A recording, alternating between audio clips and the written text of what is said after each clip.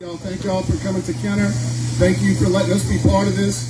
I know when this park was dreamed of and put into fruition and built, this is exactly what those councilmen had in mind. And thank you for this dream.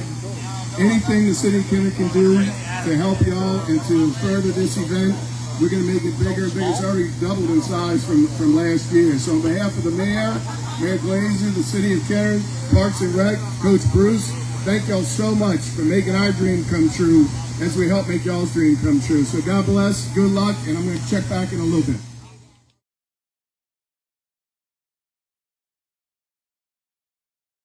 My name is Aaron Fotheringham, and I ride WCMX, wheelchair motocross. Been riding since I was 8, and here we are today. The thing I need the most right now, honestly, is events. I think events like opportunities to ride and, you know, show off the skill, and just like, you know, the more events like this that Tony's putting on is like, you know, that's exactly what you need, is more places to, you know, ride and do stunts. Yeah, for me, like when I first started going to events for this specifically, I don't even remember how old I was. You know, California has definitely had a lot of good events, and, you know, the Life Rolls On events are always really fun, and over the years, you know, being able to take part in those events has been ideal. And, you know, I think what Tony's doing out here and spreading the awareness and getting people riding, and you know, how many people he's got to the park today riding wheelchairs is super sick, you know, and I think, you know, he keeps, you know, doing this, and it'll be really cool to see how it grows. I mean, creating events is definitely over my head, but I think just, you know, getting the word out there more, getting people doing it, and, you know, just showing that there is an interest for it, you know. And yeah. Honestly, when I first started riding, I needed a wheelchair that held up, you know, and, you know, being able to do what I do, like I wouldn't have been able to if I didn't, you know, run into Mike Box, who, you know, built my chairs for a long time and then has taught me how to build my own. And, you know, just really the equipment is like the main thing. And then kind of back to the thing about opportunities is being able to, you know, have the opportunity to ride places, because at first people would see the wheelchair and be like, no way, you know, and they were worried about liability and stuff like that. Yeah, I definitely get that a lot, of like people like, you know, like there's safer ways to have fun, or, you know, like, is it worth, you know, risking what you're risking? And I think definitely it is, like, because it's, you know, not only has it taught me a lot of life lessons, like some the hard way, but, you know, for the most part, like, you know, like overcoming fear and, you know, persevering and being able to achieve something that you once felt was impossible. I think, you know, those types of lessons, you know, have been huge, and just the sense of accomplishment and being able to do stuff that maybe other people think is pointless or silly, but like to me, it's like, that's what my life is like, not pointless and silly, but like, you know, like those lessons I've learned from, you know, being able to accomplish stuff is kind of what I live for. Yeah, I mean, you know, at the end of the day, I'm just doing what I love, and it's been a huge blessing to be able to, you know, somehow make a career out of doing all this. But, you know, when I look and I see other kids getting hyped on it, and, you know, other adults and like riding skate parks on their wheelchairs and having fun, it's cool to see, because it's brought me so much joy. And like I said, back to the lessons that it's taught me about life and stuff, and to be able to see it, you know, extending out to other people is super cool. Yeah, I mean, growing up, I mean, my whole life I've been a big fan of extreme sports like BMX and, you know, skate, and like anything in the X Games was super inspiring for me, you know. Cool. And I really wanted to be a pro skater or pro BMX rider, but, you know, obviously I can't ride either one of those. And so it was always like this big problem, like I had these dreams, like, oh, I want to be a pro athlete, but like, you know, and I guess the wheelchair just kind of became that, just kind of. I wasn't the first one to take a wheelchair into a skate park, but I just like, I don't know, like I wasn't trying to build something, or like you know, I had the cool opportunity of naming the sport, which was cool. Wow. You know, like I would always just doodle WCMX in a notebook, you know, and like just like dreamed like that, you know, and Wow. so it's cool. But I mean, it's hard to say you're the first to do anything. Like I definitely just like continued to do what I love, you know. But It's an honor to meet you, and thank you for taking time to interview. I bro. really appreciate it. I'll be paying more attention to your journey. dude, much love. So, yeah, man, thank you. Appreciate you, man. Yeah, you too. Cut. Okay, so in 1 year, when the city designated an all-adaptive sports inclusive sports center, they provided a gym, outdoors, and a facility that enabled 1,200 students to attend this year from the public schools on a once-a-month basis, where we do bocce, arts and crafts, wheelchair basketball, seated volleyball, inclusive basketball. I mean, it's everything, arts and crafts, WCMX training. We built a ramp in the gym for them. And now we go outside with the kids. And next week, due to a grant that we received from the city, this whole entire park is going to be lit up with LED lighting as a grant from the National Recreation and Parks Association. So that's pretty phenomenal. Only 1 out of 3 in the country. And Amazing. How does it feel to see what's going on today? Today's incredible. Triple the size of any event we ever had here at the skate. In 2017, a little history, the skate park was built, and then after COVID and everything else, the skate park was basically shut down. And then when Tony came on the scene, the city revamped the whole park, re-landscaped, put in 300 feet of accessible walkway and for the wheelchairs. And now we're putting in another 100 feet accessible from Loyola. So it's just going to grow. We have so many organizations now. Box Wheelchairs, Bicycle World, Italian Pod, Family Helping Families, Children's Hospital. It's just Dega Nation. It's just been incredible. So it's support from all over. What do you need the most right now doing what you're doing? Just support, and belief. So my name's Knight Davis. I run a nonprofit where we help get kids into basically we help them get introduced to WCMX through getting them the equipment that they need, right? Without the equipment, it's hard for a kid to really explore this.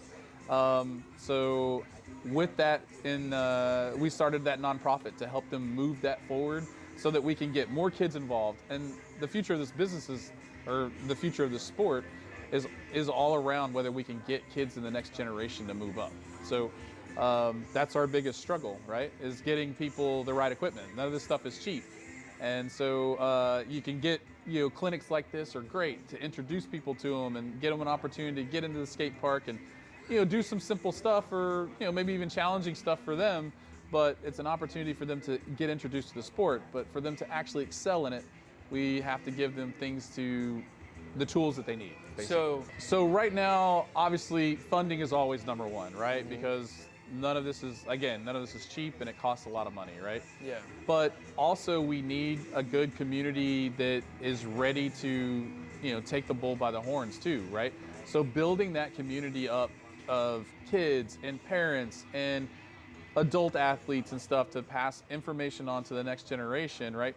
The whole skate community in general is a wonderful family at the end of the day, right? So the wheelchair skate thing should feel the same way, and I think that's the goal that everybody really wants to achieve. But it's also the one thing that we need kind of right now, right? Go ahead. So a lot of your work is integrating the wheelchair community into the extreme sports, Absolutely. the rest of the extreme sports Absolutely. community. Who has been a really big ally for you in that so far? The guy you just interviewed. A great ally. Also, Box Wheelchairs. Both of them definitely won't be able to say, hey, we're the first, you know, skaters ever, but they were the ones who kind of coined and founded what we're now building on, right? So they laid the foundation. They called it WCMX. We built a wheelchair. Our Vox built a wheelchair that was meant for this sport, which was very different from any other sport wheelchair that anybody's ever seen. And that just, you know, snowballed into other companies wanting to now make those types of chairs, and other companies seeing the value in a sport that kind of didn't exist except in probably skate parks locally, but didn't exist on like everybody knew about it, right? Yeah. So today that exposure is important too. Like, there are lots of people who I think would love to be involved in WCMX that don't even know WCMX exists. And I'm not just talking about athletes. I'm talking about just maybe athletes in other sports that also would love to participate in building what could be the next big sport for either Paralympics or an X Games, right? Yeah. It's been around for a while. WCMX isn't new, and that's the other thing. Like, the journey's been long and kind of slow. So it came off really big when it first introduced, and then it's kind of, you know, come down, and then we're trying to build it back up. But a lot of that is just because it doesn't get enough exposure. I think the evolution of any professional sport comes with some of that groundwork, Yeah, right? yeah. So you need agents, because look, Aaron is probably the most seen WCMXer, but there are tons of world champions in WCMX. Thomas Woods and Tracy, she's 66, and she probably is a bigger skate legend in LA than some of the skateboarders, right? Wow. And they don't get enough. They're not treated, in my opinion, they're not treated like professional athletes. They're treated like, hey, this is great. You won a world championship, but where's the potential endorsements? Like, where are those types of things at yet? So that's part of what I want to try to help bring into the picture. Being that I run a nonprofit is more to help. The nonprofit helps get the kids equipment. With partnering with Box Wheelchairs, and I also work with them, is to help also bring in some bigger companies, bigger endorsements, bigger opportunities to really help put some cameras on a sport that people can watch. Right now it's a social media thing. Like, it's really popular social media wise amongst people who are in wheelchairs, right? Beyond that, you could ask any average guy on the street and say, hey, do you know about skateboarding? They go, yeah. You know about WCMX? I have no idea what you're talking about. So in both, a lot of it was just organizing, right? We needed to really take our time, and we still are pretty early in our life, right? As far as our nonprofit goes. I've been doing this probably around 3 years now, but the first year alone, we just sat around with conversations with people. Hey, this is what we're trying to do.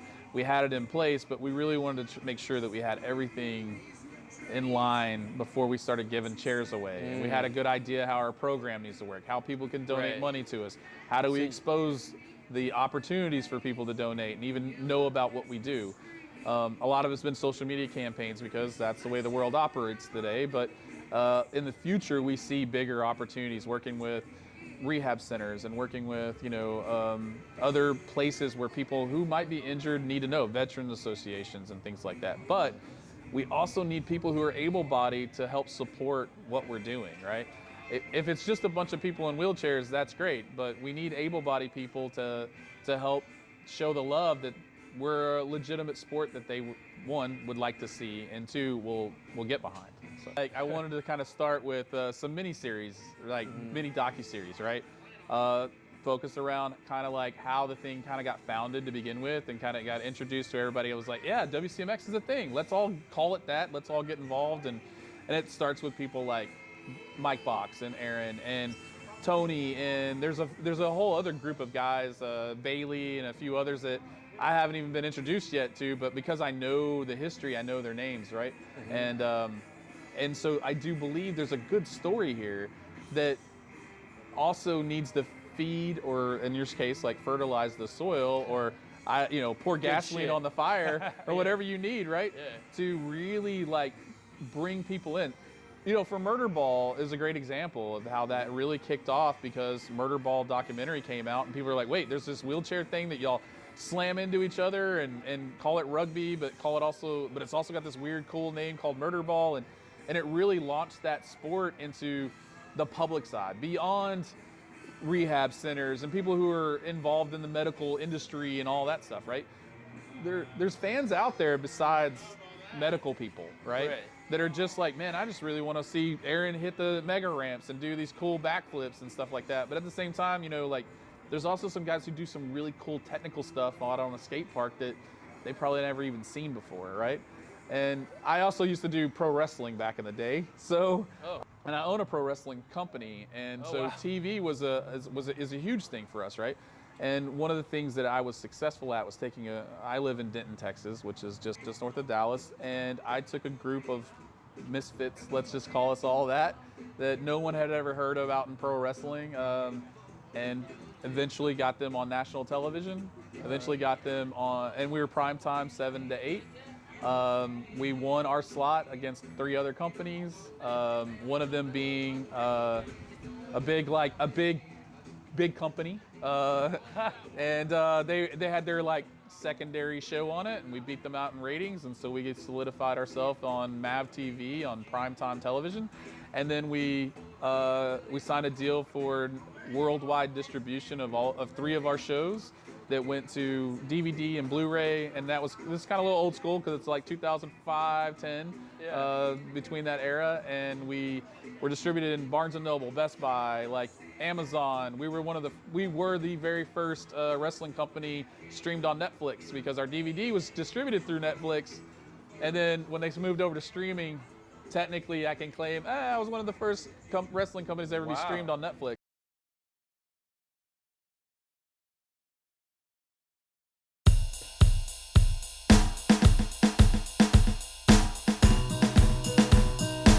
If you want an autograph from Aaron, because you gotta go over to the PCG table, they got some autograph pictures of him doing some stuff. Get an autograph. I have him autograph stuff all the time. He's a big celebrity. Come out here and get an autograph, and we'll see you next time. Love you.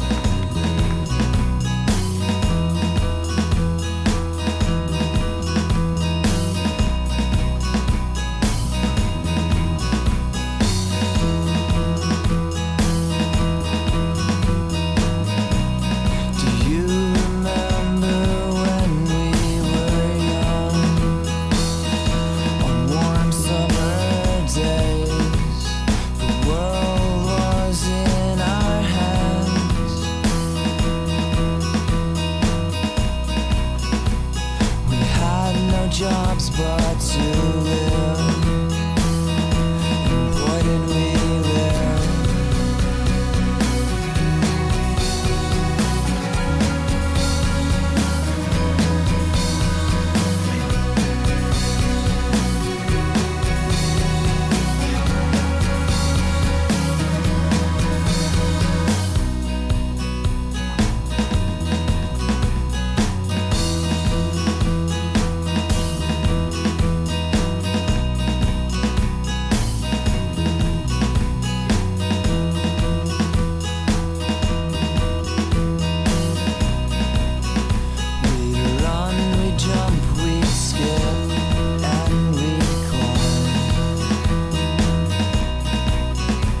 We'd spin,